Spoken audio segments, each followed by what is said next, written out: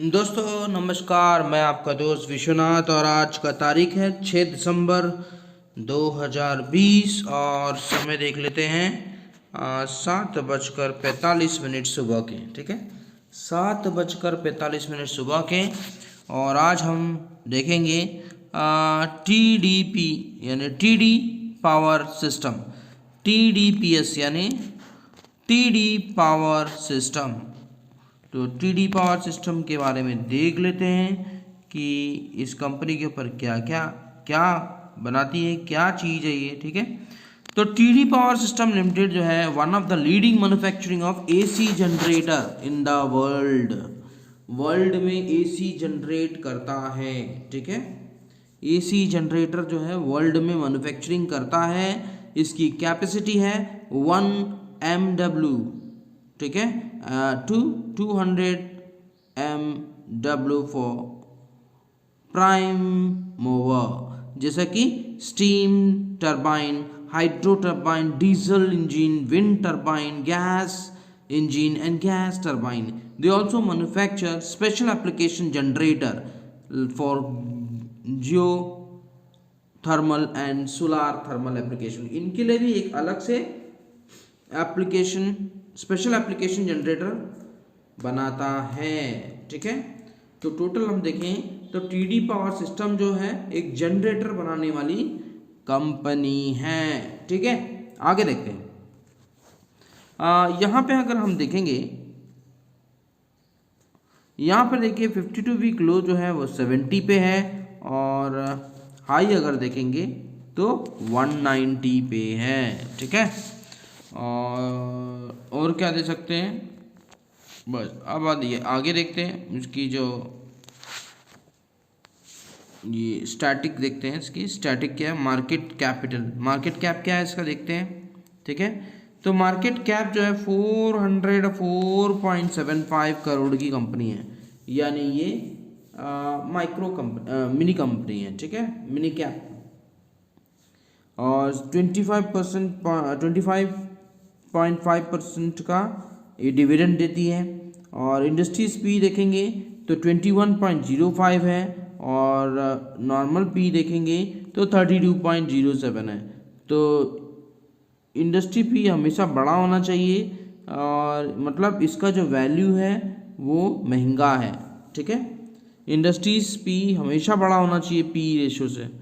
ठीक है, और बुक वैल्यू देखेंगे तो 146.01 रुपीज़ है और डिलीवरी देखेंगे तो 71% की डिलीवरी हो रही है। ठीक है, तो अभी अपन फंडामेंटल इसकी देख रहे हैं और अब मेन चार्ट पे आते हैं, प्राइस मूवमेंट।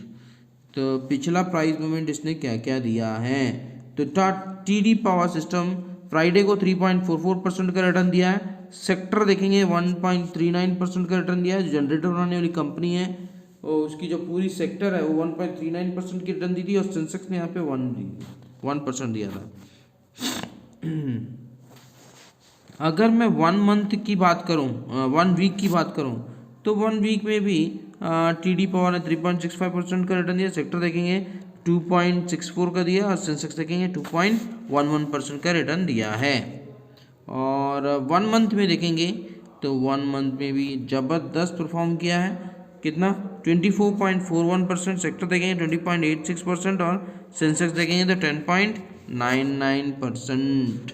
अब हम चलेंगे year till date. Year till date मतलब क्या होता है दोस्तों, ईयर टिल डेट मतलब होता है जनवरी से लेके अब तक। ठीक है, -4.91%।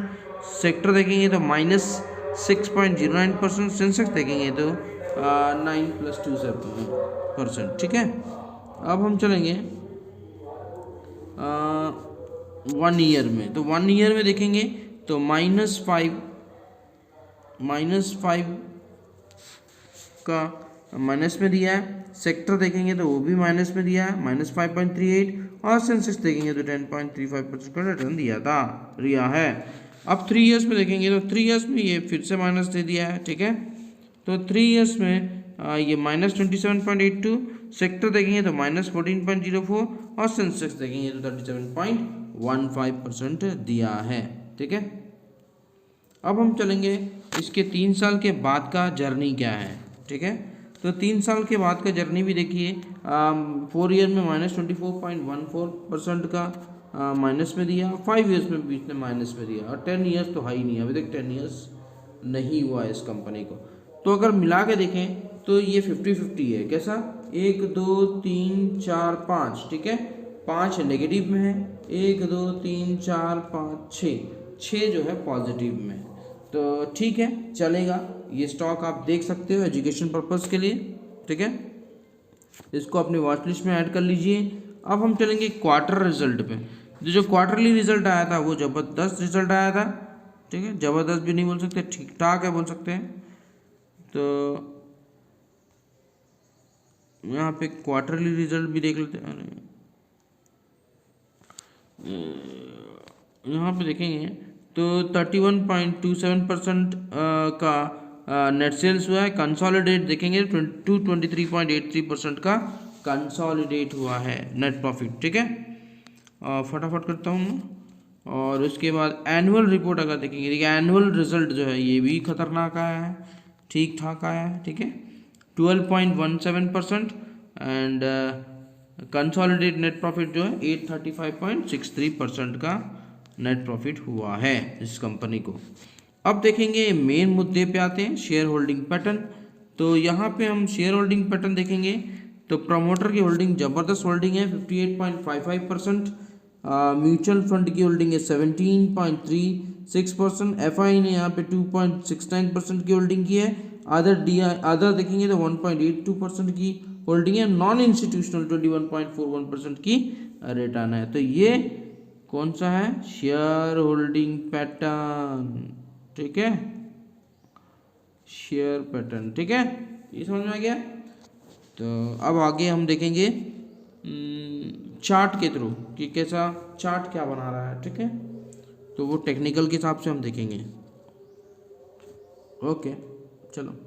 हाँ, तो चार यहाँ पे टीडी पावर सिस्टम आनी चाहिए। तो हम यहाँ पे रिफ्रेश कर देते हैं ना, और रिफ्रेश करेंगे तो आ जाएगा TD power limited, TD power system.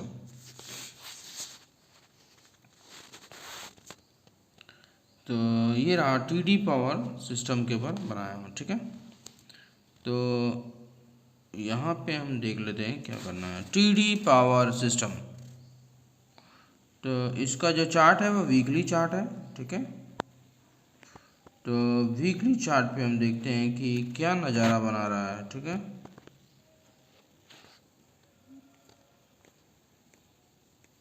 ये हमारा वीकली चार्ट है।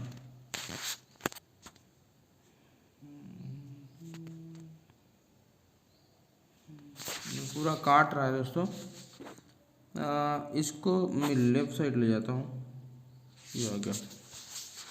अब देखिए यहाँ पे जो वीकली चार्ट है वो क्या बन रहा है उसको भी चेक कर लेते हैं। ठीक है, अब देखिए रेजिस्टेंस लेवल कहाँ आ रहा है ये बता देता हूँ आपको। ठीक है, अब जैसा मान लीजिए कि ये मैंने हॉरिजॉन्टल लाइन खींची और इसको थोड़ा सा बड़ा कर लेते हैं ताकि आपको क्लियर हो जाए।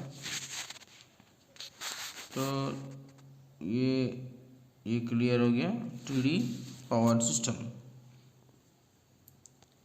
अब ये मैंने हॉरिजॉन्टल लाइन खींची और सबसे पहला इसका जो रेजिस्टेंस आ रहा था वो है इस एरिया पे। ठीक है, इस एरिया पे यानी 134.79 ये इसका रेजिस्टेंस पावर, ये रेजिस्टेंस है। ठीक है, क्या है इसका रेजिस्टेंस है इसका, ये मैंने खींच ली। तो रेजिस्टेंस को उसने क्रॉस किया था लेकिन फिर दोबारा बैक हो गया। ठीक है, तो जब ये रेजिस्टेंस को तोड़ेगा तभी हम इसको ऊपर जाते हुए देख लेंगे। और दूसरा मैं खींच लेता हूँ रेजिस्टेंस फिर से एक बार, और वो इस तरह, क्योंकि इस एरिया में सबसे ज़्यादा उसने टच करा है। ठीक है, बार बार टच करके वो इसी एरिया से घुमा है, तो हम इस एरिया को रेजिस्टेंस 2 मान लेंगे। ठीक है, कितना रेजिस्टेंस 2 यानी 154। अगर 135.08 को क्रॉस करता है तो उसका जो नेक्स्ट लेवल आएगा 154.27, और 154.27 को क्रॉस करता है तो फिर इसका जो नेक्स्ट लेवल आएगा और वो है 175। ठीक है, तो ये समझ में आ गया, ये मैंने यहाँ पे ट्रेंड लाइन खींच दी। अब हम चलते हैं इसकी जो सपोर्ट लेवल, ये तो रेजिस्टेंस हमने कर दी। ठीक है, रेजिस्टेंस के बारे में मैंने आपको अच्छी तरह से एक्सप्लेन कर दिया। ठीक है, देखिए एक्चुअली किया क्या है उसने कि रेजिस्टेंस को क्रॉस किया है, लेकिन क्रॉस करके फिर दोबारा नीचे आ गया है, तो इसलिए फिर से ये रेजिस्टेंस ही बन गया है, सपोर्ट नहीं बना है, रेजिस्टेंस बन गया है। ठीक है, अभी रेजिस्टेंस में ही खड़ा है, क्रॉस करेगा 135.08 रेजिस्टेंस है, अगर इसको क्रॉस किया तो 153.99 है, और अगर इसको भी क्रॉस किया तो लास्ट टारगेट आ जाएगा आपका